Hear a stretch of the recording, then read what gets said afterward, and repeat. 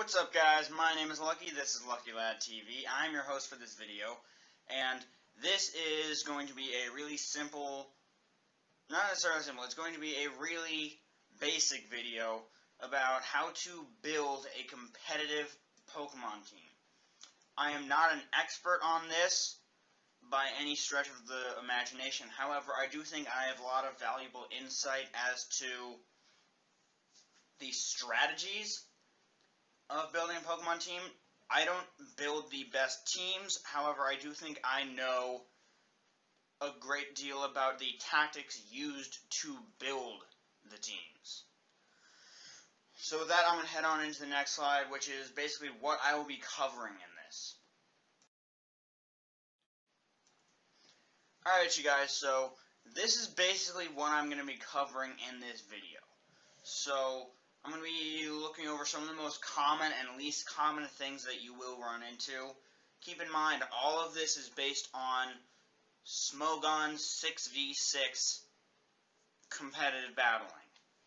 The tiers are not specific to all of these things, but basically, some of the things that you will likely not have to worry about, some of the most common and least common things you may run into, but still should prepare for, like just in case. The various approaches taken to build a team, that's the main purpose of this. Smogon tiering, other valuable resources, and a bunch of stuff like that. But anyway, the next thing that I'm going to go over is things that I will not be covering in this video.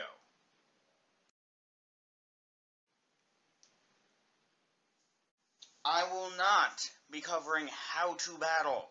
I am really not that good of a battler. I can build teams relatively well, and I am excellent at analysis.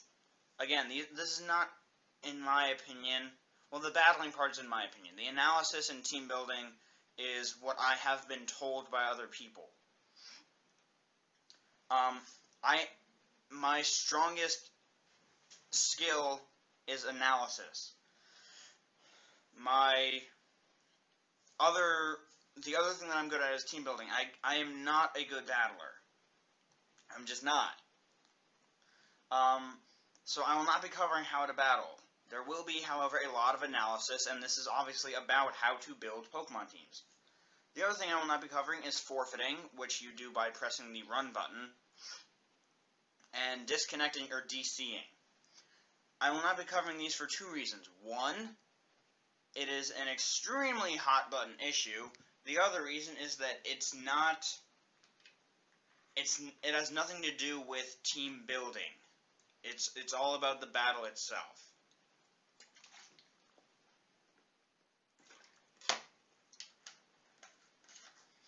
I will not be covering anything that is related to VGC. If you want to know about that, you can either check out my VGC team analysis, or you can check out Cybertron Productions or Aaron Cybertron Zhang. I'm not exactly sure which one his channel is called, but he is the ultimate resource on VGC. Whenever I have any questions about how to do something VGC, I either check with him or I check with my friend Nibs. I will not be covering bullshit tactics. These are things, well, Smogon gets rid of most bullshit tactics, except for things like flinching. I will not be covering stuff like how to deal with somebody who confuses you, paralyzes you, and then flinches you and is also using Attract. I'm not going to cover that. I love Mo to death. I think he is a comedic genius. However, that's not something that you should have to plan for when you're building a competitive team. That's something you should only have to plan for when you're battling Mo. But don't get me wrong, I love Mo. That's just not something that I'm going to be covering. And the reason I say bullshit tactics is because it makes you feel like bullshit when you lose to those tactics. It is not because those are invalid tactics. They are completely valid, Mo proved that. They just make an individual feel like bullshit when they lose to it because it's just something that they never thought they would have to prepare for. Anyway, last and most importantly, I will not be covering how to actually get these competitive Pokemon. If you want to know about that, there are countless resources on the internet that you can use to find that out. Moody Pones, JYT Gamer, the Mikey J. Those are the three that I watched to figure out how to gen my Pokemon. If you updated your 3DS within the last couple days, you're screwed. It's not gonna work. Sorry. Yeah, that's all I really need to cover for this page. Alright, so this is a short list of things that you should look out for and things that you don't need to worry about as much, but still may appear. That's the key thing here. They still may appear. Entry hazards, stealth rock, spikes, toxic spikes, and sticky web. You're gonna see those. If your opponent doesn't have those, then whatever they're running is something that I have no idea. Just because those are so incredibly useful. Hazard removal, rapid spin, and defog. You're going to have to look out for those. Rapid spin is a normal type move with 20 power. It hits. It is not a status move. It is a physical attacking move. Defog is not a physical attacking move. It's not an attacking move at all. It's a status move. However, so it's more reliable in that there are no ghost type immunities to it. However, the backlash to it is that it also removes the hazards that you set up yourself. So it's sort of a double-edged sword. You can always get it off, but then you would have to reset your own hazards. And knockoff. I mean, pretty much everything learns knockoff now.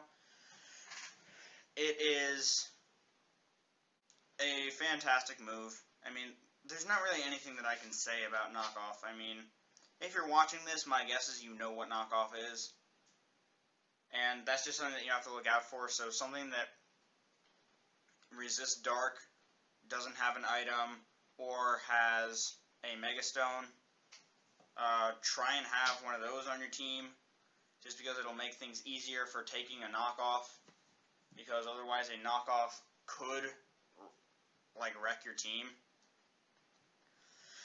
One time, I remember, and again, this is a perfect example of me being a very unskilled battler. I got swept by my opponent. He had a Crocodile with Moxie, Choice Scarfed into knockoff.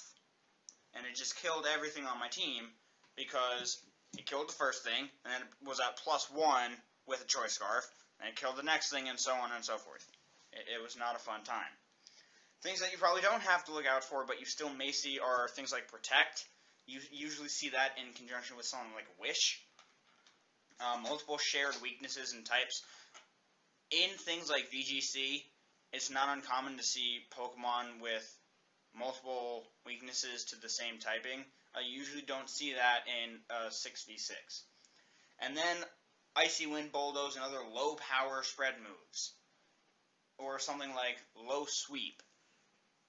Those are VGC type things. You probably won't see them in a 6v6 battle. Alright guys, when it comes to 6v6 battling, I sort of boiled it down to 7 clear-cut methods that I'm going to be covering. And just so you know, I will be making a video of me building a team using each of these methods. So this series is going to be 8 videos long. It's going to be this, and then me building a team with each of these 7 methods. The first method, which is the one that you see me use all the time, is the Star Core team. The reason that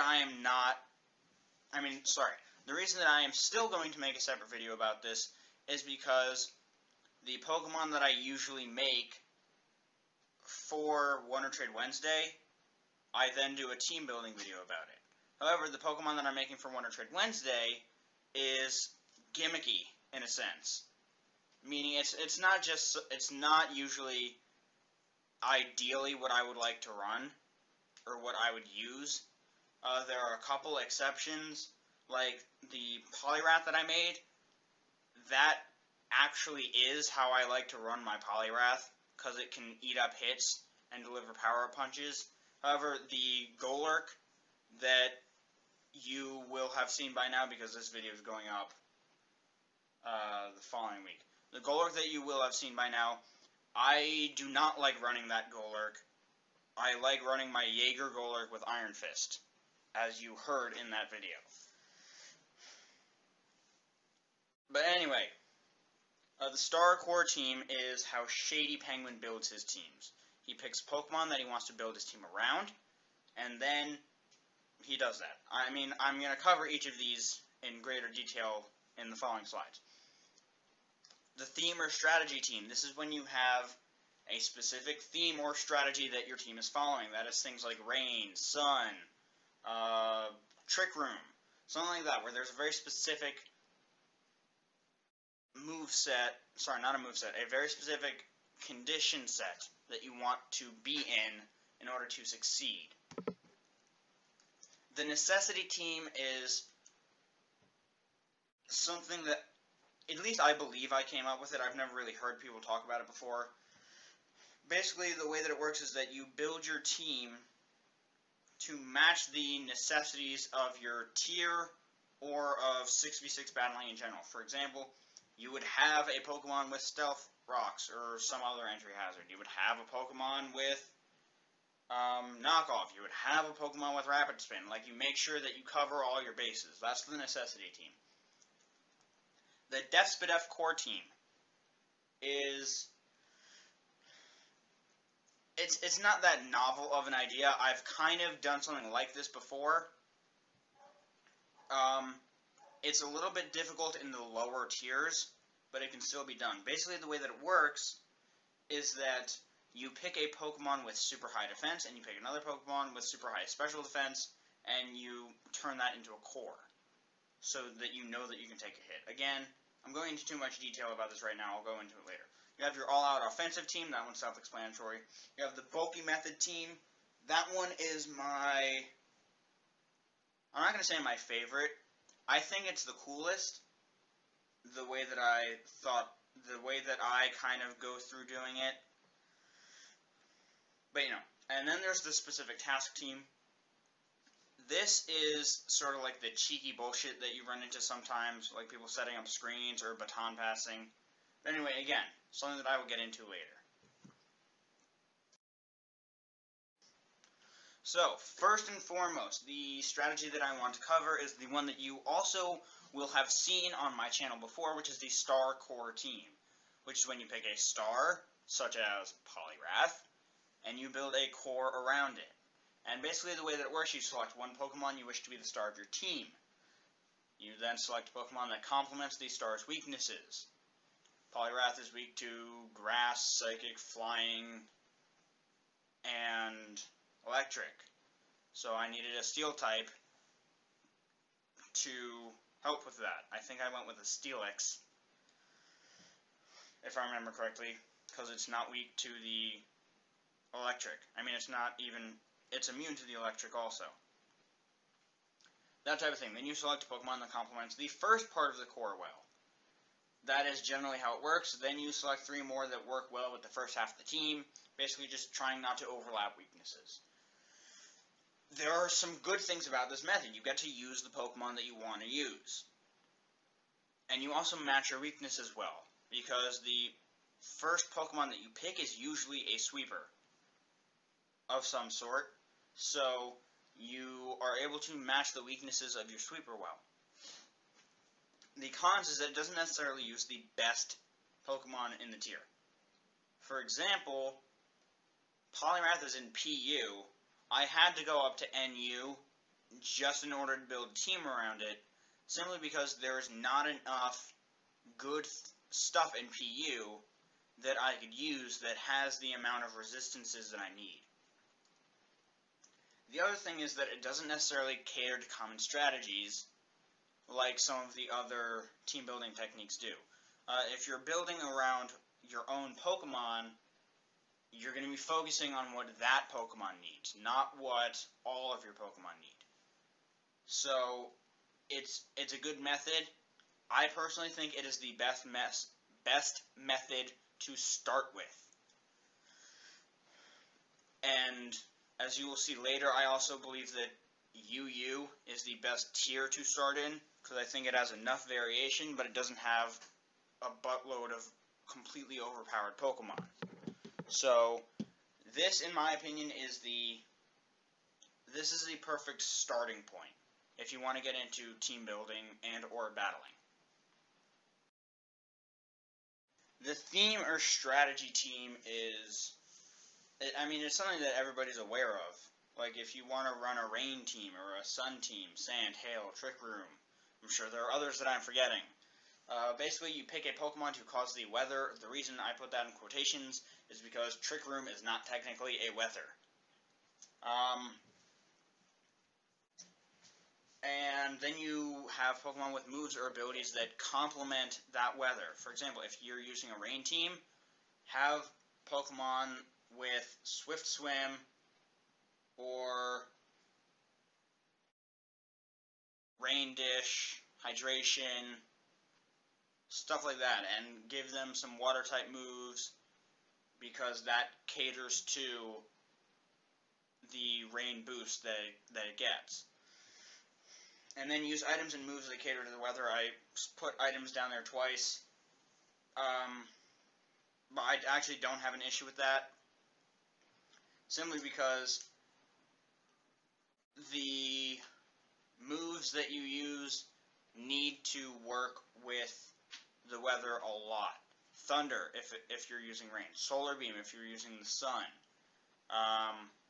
Use rock, ground, and steel types if you're in the sand, because they don't take damage. Use ice type if you're in hail.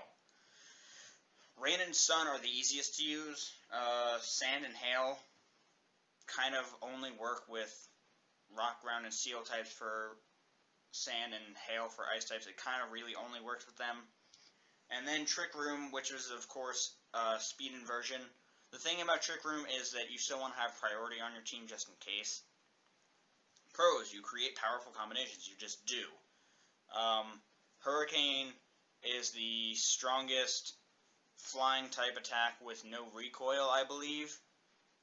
But it only has 70 accuracy. But if it's raining, it always hits.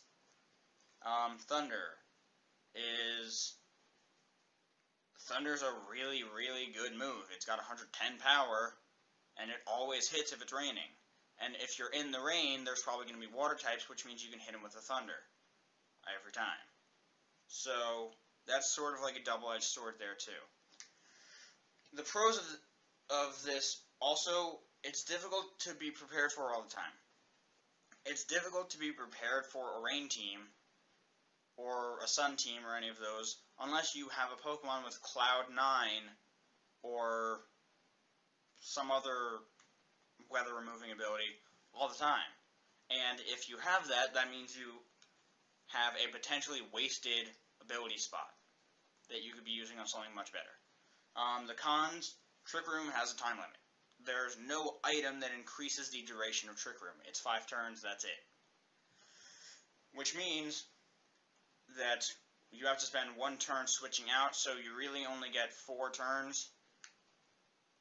I understand that you could attack with the Pokemon that you set up Trick Room with, but typically that would not be the case. And Drought and Drizzle are OU. Sandstream and Snow Warning, they are not.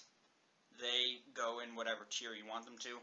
But Drought and Drizzle are an OU, so if you want to use one of those two, you're probably going to have to bring your team up to OU, simply because it will be difficult to have to spend a turn setting up the sun or the rain. Alright, so this is the necessity team. This is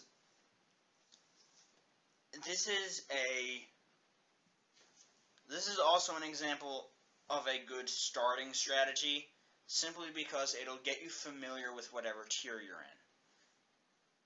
Because you'll be able to last through a good deal of the battle. Basically, you cater your Pokemon to match what is needed on the team and in the tier. Shocking. Which means you need to have a Pokemon to set up hazards. You also need a Pokemon to get rid of hazards. You need a Pokemon with knockoff. You need a Pokemon that is good at taking a knockoff. All those sorts of things. It's good for making sure all your bases are covered. That's kind of all there is to it. It's a very basic tactic. Just bring what you need. And it's really good for learning. The cons is it generally takes up move slots, and it's not necessarily type cohesive. A lot of the Pokemon that learn Defog are flying type. A lot of the Pokemon that learn Stealth Rocks, actually no, that's not the case anymore. But a lot of the people that learn, Defog's the only really example of that. Rapid Spin, not a lot of Pokemon learn it. If they do, they're usually weak to a lot of stuff, or they're double weak to something. The other thing for this team is that you're going to be switching out a lot, because you want to divide up your necessities. You don't want one Pokemon to have more than one necessity move on it, because if that Pokemon dies, you're kind of screwed. And it's also not necessarily type cohesive, just because you may have a lot of type overlap. So the DefSpid F core team is, I like it, but I don't like it. The reason being, I think it's really funny, and I think it's really good, until one of them dies. Basically, the way that it works, you select the most physically bulky defensive Pokemon you can, with as few weaknesses as humanly possible, and then you select the most ridiculously specially bulky Pokemon you can with as few weaknesses as possible, and you put them together. And then you build and then you take Pokemon with special defense that does not share weaknesses with the physically defensive monster, and then you get a physically defensive Pokemon that does not share weaknesses with the specially defensive monster. So basically you have a 4-part core, 2 of which should be able to take pretty much any hit, and then you would slap some sweepers on there. The problem with this is that you do run the risk of potential type overlaps, and if you lose a wall, you're screwed. You would have a physical wall and a special wall. If you lose one of those, then your opponent has the potential to sweep with a physical or special sweeper, depending on which wall you lost. But the thing is, it has really reliable switching. If your opponent comes into a physical attacker, you know you can switch into your physical wall. And that's good, because then they will have to switch out, which means you know you can get off one attack. Or you can get off one move, depending on what you're doing. Like, you could get off a Toxic and start whittling your opponent down, or you could get off your Stealth Rock so that they can't switch as much. So it's good, but it's risky. So the all-out offensive team is, without a doubt, the riskiest strategy. You select a special sweeper, and you select a physical sweeper. Something that does not need to set up. It can be Specs and Bandit if you want. It can be Scarfed, it can be Life Orb, whatever. You then select a special setup sweeper and a physical setup sweeper. Physical setup sweeper, Swords Dance, Agility if it has high enough attack. Dragon Dance is also another really good one. Bulk Up. Special setup sweeper, Nasty Plot, Calm Mind, also Agility works. Things like that. I can't think of any others. And the other thing about it, you need to have priority. You need to have wall breakers, you need to have choice items, life orbs, stuff like that. Anything that increases your power and ability to hit first and hard. pros, it is potentially easy to set up and sweep. If you set up 2 Dragon Dances with anything, you can probably sweep, I'd say, at least half of your opponent's team. Because you're at +2/+2, that means your attack and speed are doubled. That's a lot of damage. It also minimizes the dangers of entry hazards as chip damage, because if you are running an extremely offensive team, you are not going to be switching that often, unless it is with a choice, unless you are choiced and you use U-turn or Volt Switch.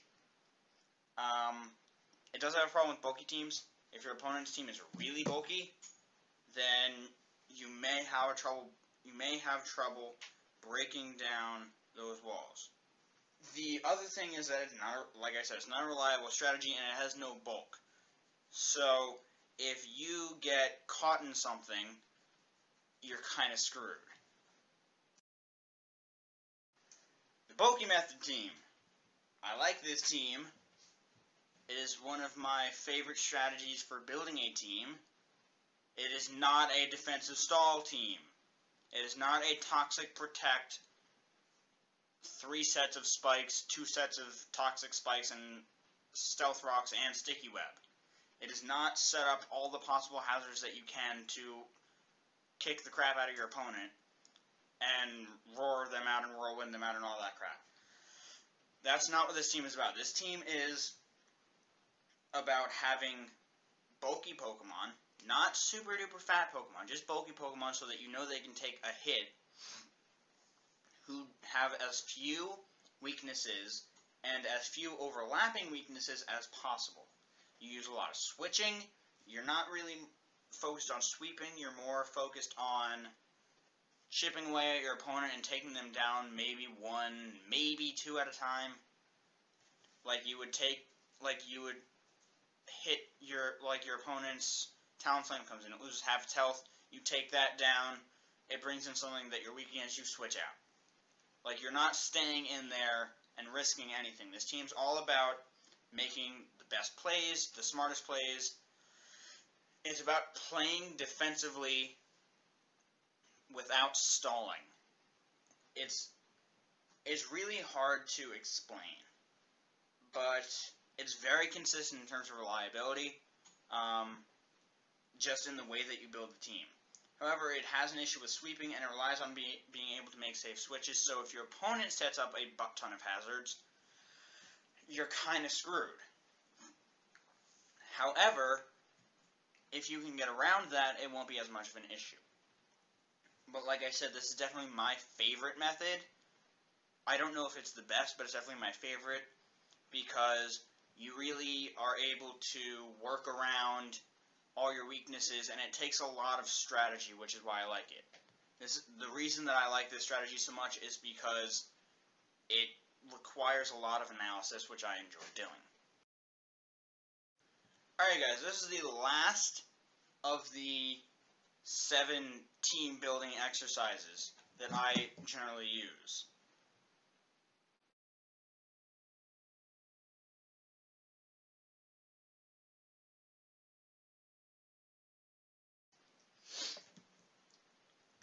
And it is the specific task team, which basically means it revolves around 2 Pokemon, and the reason I say 2 is because if you have 1 and it dies, your strategy goes out the window. You need 2 Pokemon that are able to accomplish whatever their task is. Either setting up Light Screen and Reflect, in which case they would have the Light Clay, or Leftovers, or something like that. Or Baton Pass, they would need a Focus Sash, and preferably have something like Speed Boost. And basically, yeah, you just select the 2 Pokemon capable of performing that. The reason I say 2 is because, like I said, if 1 dies, you're screwed. Pros, it's a very dangerous strategy for your opponent if they're not prepared for it.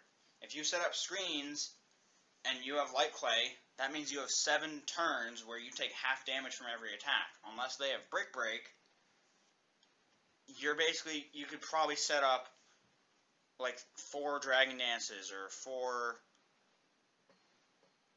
you could set up like 2 Swords Dances and an Agility, and you could probably sweep.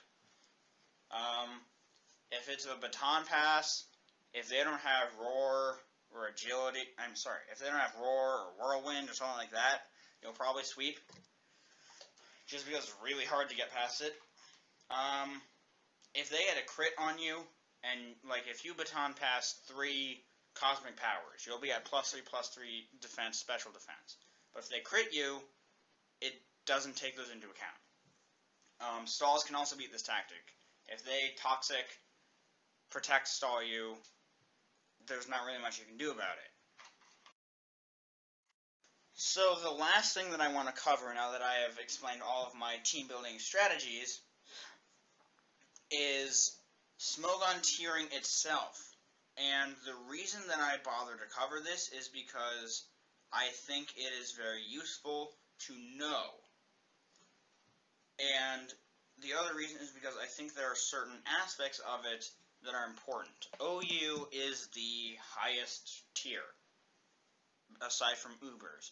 I am not counting Ubers or anything below PU.